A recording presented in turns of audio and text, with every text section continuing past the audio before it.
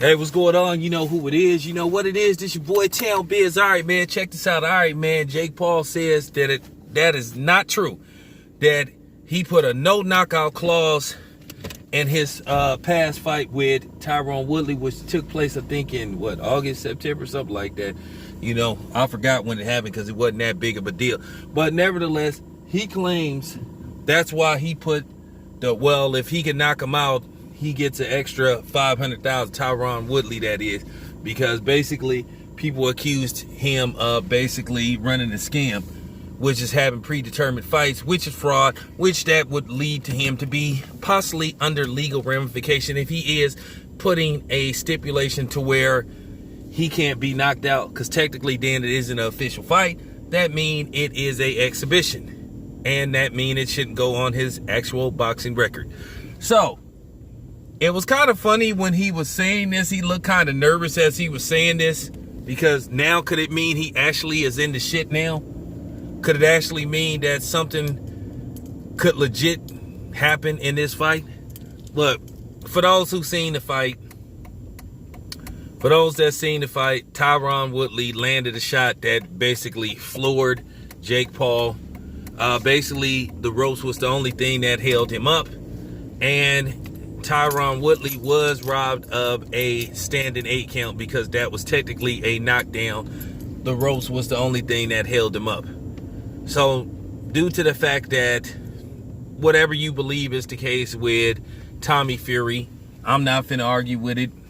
I believe what I believe, and people believe what they believe.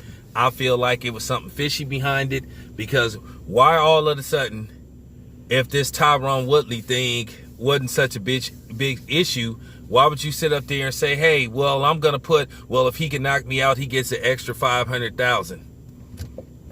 If you're not worried about it, or if that isn't true, you wouldn't even address it, or you wouldn't say, here, I'll prove it. Why put that in the contract that if the dude knocks you out, he'll get an extra $500,000, unless it may be some truth to it? Well, you know, I'm not saying Jake Paul is lying, but I'm not saying he's telling the truth neither. So here's the thing. It could be a ploy to help sell the next fight. Because he could say, well, now people are going to watch it because there was speculation that, the fight was. So at the end of the day, it's still a good marketing strategy. It still is going to make people curious to tune in. We don't know what Jake Paul's actual numbers are because, Showtime really hasn't released them, but this is my thing. I'm not that interested in that fight because I already seen this with him. I was kind of interested in the Fury fight because I thought they might be, some legitimacy to the fight, but then all of a sudden, Fury abruptly pulls out saying he has an injury or some other stuff, and people are wondering, well, damn.